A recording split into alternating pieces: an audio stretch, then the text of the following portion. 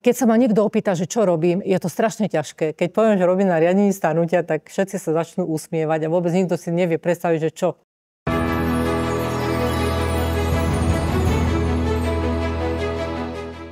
Do Slovenských elektrární som nastúpila pred 27 rokmi. Celú svoju pracovnú kariéru som strávila na jednom útvare. Zaujímavosťou je, že s kolegom, ktorý nastupoval pol roka po mne, sedím stále v jednej kancelárii. Kolektív, v ktorom pracujem, je čisto mužský kolektív. Z mojich kolegov sa stali podriadení, ale mám to šťastie, že mám okolo seba mužov, ktorí si ženy vážia, vždy ma podporovali a urobili mi cestu pre môj profesionálny rast. Už 12 rokov pôsobím na útvare riadenia starnutia ako vedúca. Zariadenia vplyvom prevádzky starnú a našou úlohou je starať sa o tieto zariadenia, monitorovať ich a vyhodnocovať, aby sme zabezpečili bezpečnú a spoľahlivú prevádzku jadrovej elektrárne.